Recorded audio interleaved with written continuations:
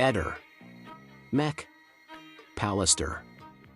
La nuova indicazione del medico legale Luigi Cipolloni cambia il modo in cui va raccontata la morte di Liliana Resinovic. Non è più una vicenda collocata genericamente nella mattinata del 14 dicembre 2021, ma un fatto fissato con un orario preciso, le 9:45. Questo dato, che arriva dopo anni di perizie, controperizie, ipotesi di suicidio e tentativi di dilatare il tempo della morte fino al giorno del ritrovamento, ha un effetto immediato. Restringe lo spazio del delitto a meno di un'ora e lo fa coincidere con la stessa mattina della scomparsa. In altre parole, Liliana è uscita di casa viva e poco dopo, sempre quella mattina, è stata uccisa. Per capire perché questo orario è così importante, bisogna tornare a come era stata raccontata la storia all'inizio. All'inizio, quando il corpo viene trovato mercoledì 5 gennaio 2022 nel boschetto dell'ex ospedale psichiatrico di Trieste, si cerca di far passare l'idea di un gesto volontario. Si dice la donna era fragile, la donna era sotto stress, la donna potrebbe essersi tolta la vita. Perché si dice questo? Perché il corpo viene trovato dopo quasi 3 settimane, perché il luogo è appartato, perché ci sono i sacchi, perché è una scena che si presta a una lettura di tipo autolesivo. Ma questa versione regge solo se non si sa quando è morta. Se non si sa quando è morta, allora si può dire che è morta più avanti, che è rimasta lì, che il freddo ha rallentato i processi, che la natura ha fatto il resto. Nel momento in cui un medico legale con grande esperienza dice no, è morta il 14 dicembre 2021 e alle 9:45, tutta questa costruzione crolla. Perché crolla? Per almeno 3 motivi. Primo, perché alle 8:42 di quella stessa mattina una telecamera in via Damiano Chiesa riprende una donna che cammina e tutto il materiale tecnico e investigativo raccolto negli anni porta a considerare quella donna, Liliana Resinovic. Non una sosia, non una coincidenza, non una che le somiglia, ma proprio lei. Se alle 8:42 Liliana cammina e alle 9:45 Liliana è morta, vuol dire che la morte è avvenuta nel giro di meno di un'ora da quell'ultima traccia visiva. Secondo, perché la modalità di morte che emerge dalle consulenze non è compatibile con un gesto solitario. La donna è stata soffocata con un sistema di sacchetti e chiusure e poi è stata inserita in 2 sacchi neri. Questa non è una procedura che una persona esegue su se stessa alle 9:45 del mattino, lucidissima, dopo essere uscita di casa tranquilla. È una procedura che presuppone una sopraffazione, qualcuno che immobilizza, qualcuno che chiude, qualcuno che poi insacca. Con un orario così vicino all'ultima uscita, la mano di terzi non è più una possibilità, è la spiegazione più semplice.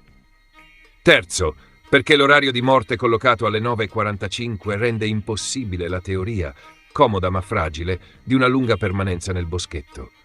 I rilievi sul terreno e sulla vegetazione, già nei mesi successivi al ritrovamento, avevano segnalato che il corpo non sembrava essere rimasto lì per tutto il tempo intercorso dalla scomparsa. Se il decesso è la mattina del 14 e il ritrovamento è il 5 gennaio, è quasi obbligatorio concludere che il corpo è stato tenuto altrove e riportato nell'area dell'ex Oppi solo in un secondo momento, con una vera e propria messa in scena.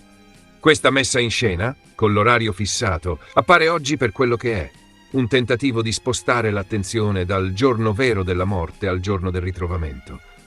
Ma l'orologio medico-legale non mente. Dice, la donna era viva alle 8:42, non era più viva alle 9:45.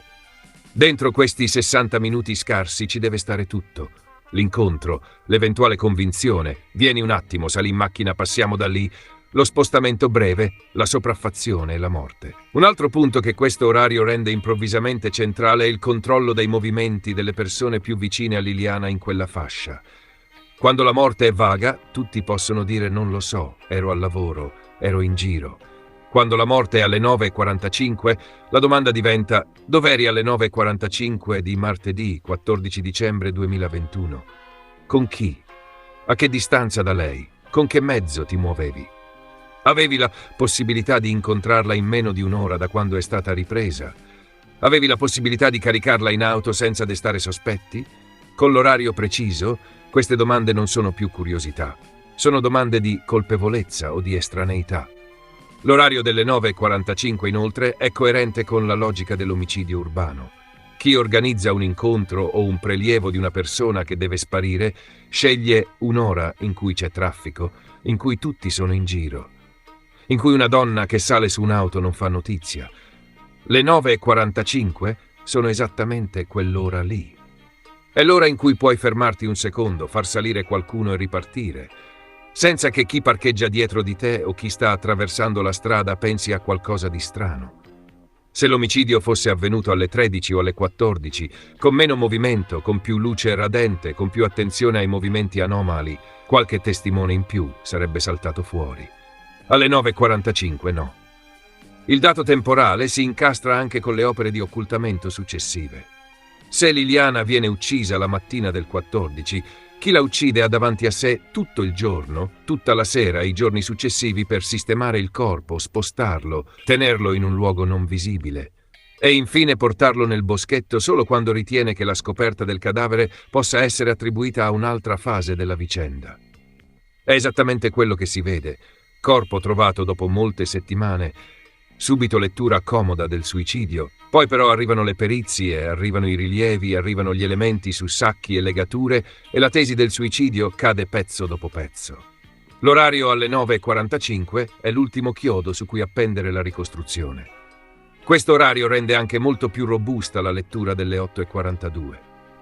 Se la donna ripresa dalla telecamera non fosse Liliana, allora bisognerebbe immaginare che proprio quel giorno, proprio un'ora prima della morte di Liliana, passi davanti a quella telecamera una persona incredibilmente simile, con un'andatura simile, con una sagoma simile. È un livello di coincidenza troppo alto.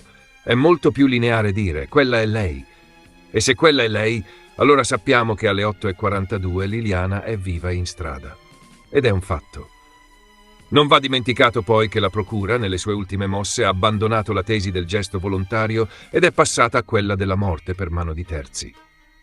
Quando questo avviene, significa che gli elementi medico-legali, i riscontri sull'abbigliamento, le condizioni di legature e sacchi e anche alcuni aspetti relazionali emersi in seguito hanno reso chiaro che Liliana non ha agito da sola. Un orario di morte così vicino all'uscita di casa rafforza questa virata.